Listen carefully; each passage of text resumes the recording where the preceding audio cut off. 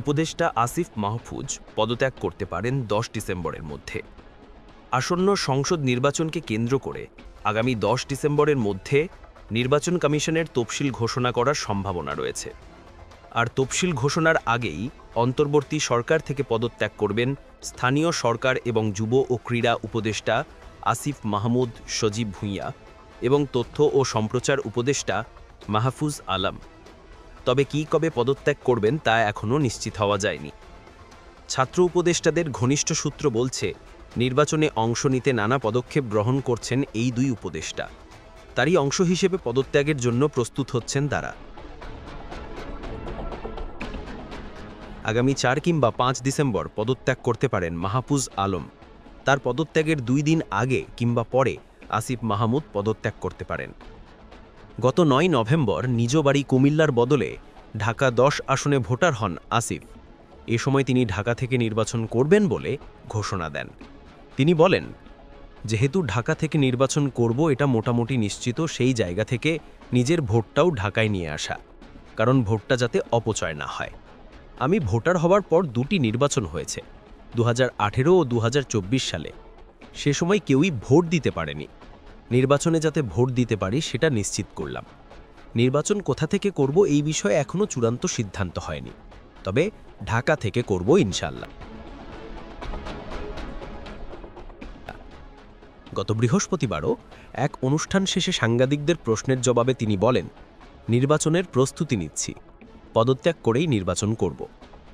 অন্যদিকে ২৮ সেপ্টেম্বর এক অনুষ্ঠানে তথ্য উপদেষ্টা মাহফুজ আলম জানান, ৪ মাস ধরে আমি অনিশ্চয়তার মধ্যে আছি। আমি কবে পদ ছাড়ব তা এখনও জানি না। উপদেষ্টা আসিফ যেতে পারেন বিএনপি কিংবা গণ অধিকারে। উপদেষ্টা আসিফ মাহমুদ সজীব ভুঁইয়া পদত্যাগের পর কোন দলে যুক্ত হবেন তা নিয়ে নানা জল্পনা শুরু হয়েছে। তবে গত ৯ নভেম্বর এই বিষয়কে নিয়ে বলেন, এখনও পর্যন্ত পরিকল্পনা স্বতন্ত্র নির্বাচন করার, তারপর দেখা যাক। এর আগে এক বক্তব্যে তিনি বলেছিলেন, এনসিপিতে যোগ দেব এমনটি ধরে নেওয়া উচিত নয়। এনসিপির সঙ্গে আসিফ মাহমুদের এক ধরনের বিরোধ তৈরি হয়েছে বলে দলটির সূত্র থেকে নিশ্চিত হওয়া গেছে। আর এই বিরোধের ফলেই তার বাংলাদেশ জাতীয়তাবাদী দল বিএনপি কিংবা গণ অধিকার পরিষদে যোগদানের সম্ভাবনা তৈরি হয়েছে।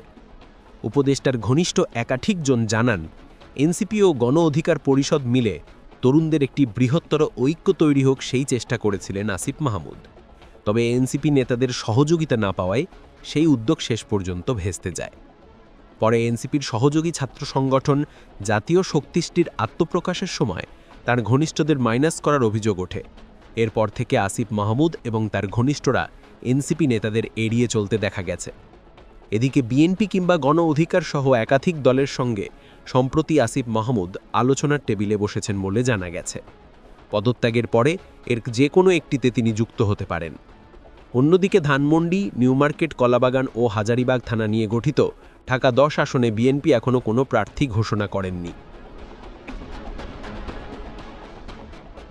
গুঞ্জন রয়েছে, বিএনপির সঙ্গে আসন সমঝোতার মাধ্যমে সরকার থেকে পদত্যাগ করে ঢাকা ১০ আসনে নির্বাচন করবেন আসিফ। দলটির শীর্ষ নেতৃত্বের সঙ্গেও এ নিয়ে আলোচনা হয়েছে বলে জানা গেছে। এ ব্যাপারে জানতে চাইলে বিএনপির স্থায়ী কমিটির সদস্য ড খন্দকার মোশাররফ হোসেন বলেন, স্থায়ী কমিটির বৈঠকে এরকম কোনো আলোচনা হয়নি। আমি নিজেও ব্যক্তিগতভাবে এরকম কিছু জানি না। আর গণ অধিকার পরিষদের সাধারণ সম্পাদক রাশেদ খান বলেন, আলোচনা তো থাকা স্বাভাবিক, যেহেতু আসিফ আমাদের রাজপথের সহযোদ্ধা এবং একসঙ্গে আমরা আন্দোলন সংগ্রাম করেছি। তো আলোচনা আছে, আমরা তাকে সাধুবাদ জানাই। তিনি যদি আসতে চান আমরা তাকে অবশ্যই মূল্যায়ন করব।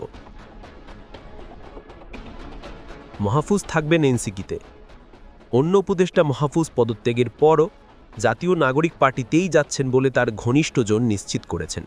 তারা বলেছেন, এনসিপি থেকেই তিনি নির্বাচনের প্রস্তুতি গ্রহণ করছেন। শাপলাকলি প্রতীক নিয়েই লক্ষ্মীপুর ১ আসনে নির্বাচন করতে পারেন মাহফুজ আলম। তবে দলে যোগ দিয়ে তিনি কোন পদে থাকবেন তা এখনও নিশ্চিত হওয়া যায়নি।